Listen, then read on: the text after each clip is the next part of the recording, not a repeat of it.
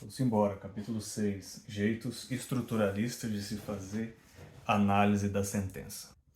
Já dá pra ver que vai ser porreta, viu? Esse capítulo aqui. Bom, a gente vai ter que começar a falar da diferença entre língua e parole. Langue seria língua, parole seria a fala. Então a diferença entre fala e língua. E a diferença entre oração e fala. Então, o que é uma oração? O que é uma fala? E existe uma coisa chamado sujeito gramatical ou não? E essa dicotomia sujeito e predicado, será que todos os linguistas têm esse pressuposto de que línguas ou orações são feitas de sujeito e predicado? Nem todo mundo pensa assim. E tá falando aqui que o Tenier, que a gente falou antes, né, o Tenier, ele, ele vai contra esse pressuposto. Ele coloca essa noção de sujeito no mesmo plano do objeto. Então, sujeito e objeto estão no mesmo plano, e de outros papéis participativos na oração. Então, vamos ver. Vamos começar aqui com a parte 1. Na página 236, há um gráfico de Gardner que foi publicado em 1951 que classifica os tipos de sentença e mais ou menos resume as discussões do século XIX. E é um gráfico muito interessante. Ele lida com falas, aqui em cima, lida com coisas. Então a fala lida com coisas, e há um falante e um ouvinte. Fala, coisas, falante e ouvinte. A fala, então, contém as orações. Coisas podem ser declarações sobre coisas. O falante pode exclamar. Exclamações têm mais a ver com falante do que com ouvinte. E agora, focado no ouvinte, há duas formas de se representar o conteúdo. Pode ser por meio de informação, ou seja, você faz perguntas, então, questionamentos, né? E pode ser por meio de pedidos, ou ações. Já que é bem interessante, aqui na página 236. Gente, aí a coisa começa a ficar bem mais densa. É impressionante como o aumento de termos, né, as terminologias novas inventadas pelos linguistas torna tudo muito mais difícil de se navegar. Mas estou tentando entender aqui e me parece que o antigo debate psicologista entre a gramática e a psicologia ganhou novos nomes e começar a se falar então em predicado lógico ou um predicado formal. Então, forma e função. Vamos pensar em forma e função, né? A lógica faz parte da função e a gramática faz parte da forma. Então, eles começaram a debater esse nível representativo e o nível cognitivo. Então, tem a representação formal de uma oração e tem o conteúdo cognitivo, lógico, funcional de uma oração. E aí eles começam a falar do aspecto gramatical da sentença e da relação sujeito-predicado aqui. E é aqui que o Tenier é bem importante. A gente tem que pensar então que o Tenier ele está fora da curva. A forma dele ver sintaxe e as relações de forma e função são diferentes dos estruturalistas mais comuns. os estruturalistas, por exemplo, estadunidenses, como Bloomfield, vão lidar com esse nexo de forma diferente. O NAIDA, se não me engano, da África do Sul, também é bloomfieldiano, e a gente conhece o NAIDA nos estudos bíblicos, né, do Lowen NAIDA, daquele léxico.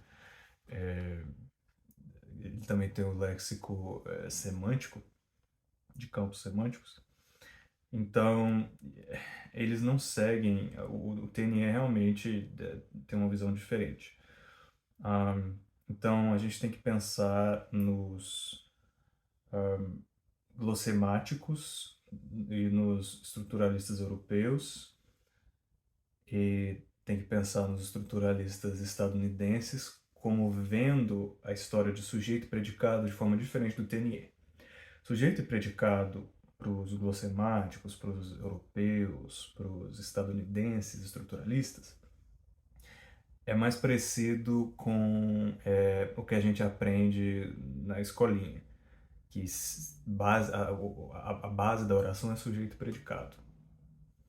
E que o sujeito e o predicado, ou vamos dizer assim, o sujeito e o objeto dentro do predicado estão em categorias totalmente diferentes. Então essa é a base, pelo menos com a qual eu fui ensinado na gramática portuguesa. O TNE pensa diferente. O TNE pensa que sujeito e o objeto do predicado estão no mesmo plano. E a prova disso, para o TNE, é que você pode simplesmente tornar uma frase ativa em uma frase passiva.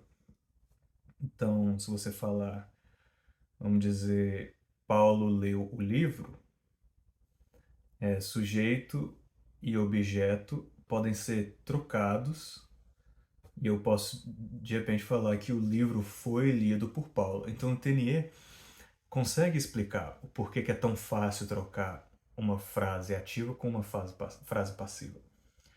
Os europeus e os estadunidenses estruturalistas não têm tanta facilidade. Eles têm que responder perguntas do tipo: essa história de sujeito e predicado, nessa dicotomia, ela faz com que os dois elementos sejam sempre necessários? Você sempre vai precisar de sujeito e predicado numa oração? O predicado pressupõe o sujeito, ou o sujeito pressupõe o predicado, ou os dois têm que existir concomitantemente. Então, Bloomfield e o pessoal dos Estados Unidos, da Europa, os estruturalistas que dividem sujeito e predicado dessa forma, têm que responder essas perguntas. E o TNE não. O TNE fala, olha, o meu modo de ver a organização das sentenças dá conta de explicar por que é tão fácil você trocar logicamente a oração ativa para uma oração passiva. E para mim, Paulo, assim, eu estou pensando aqui, realmente faz sentido. O TNE é interessante essa visão dele, porque realmente parece que quando a gente troca, né, uma oração do modo ativo para o modo passivo, da voz ativa para a voz passiva, existe uma facilidade lógica muito grande. E o TNE até diz que dividir essa história de sujeito e objeto é um problema, porque fazer isso é transferir categorias lógicas, funcionais, para a parte da gramática formal.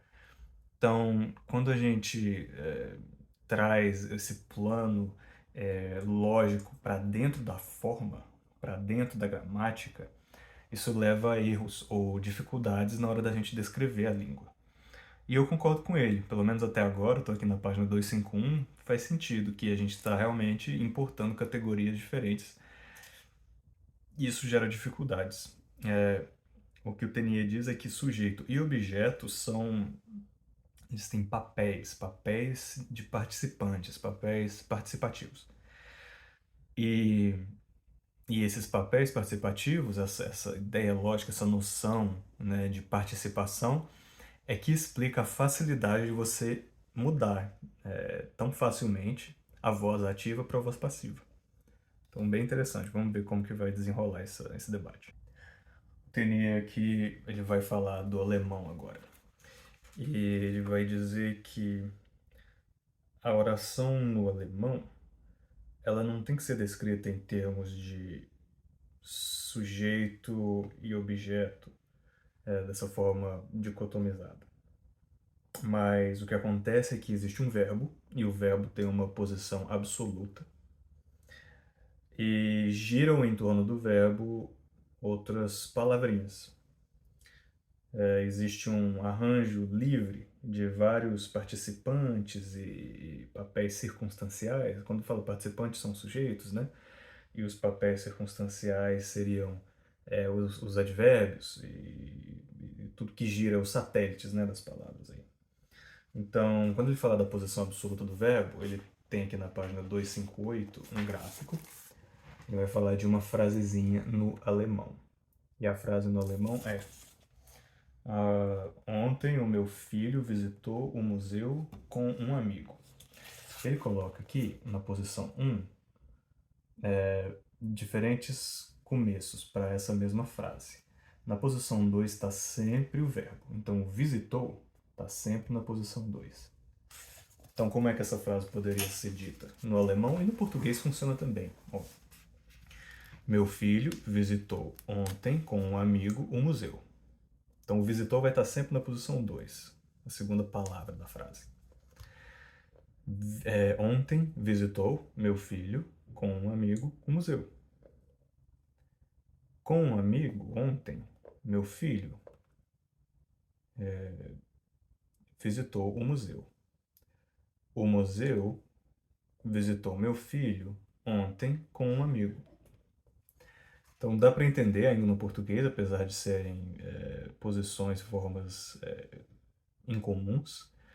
E o português ele depende um pouco mais de ordem do que o alemão, a ordem das palavras, assim como no grego. O alemão e o grego eles deixam variar as posições dos sujeitos e dos objetos e dos advérbios de forma bem livre. Não é assim no inglês e não é assim tanto no português também. Mas o Tenier vai dizer que, nesse caso, a posição número 2 ela é absoluta e o sentido da frase ele é retido, mesmo com o livre posicionamento de outros termos ao redor do verbo.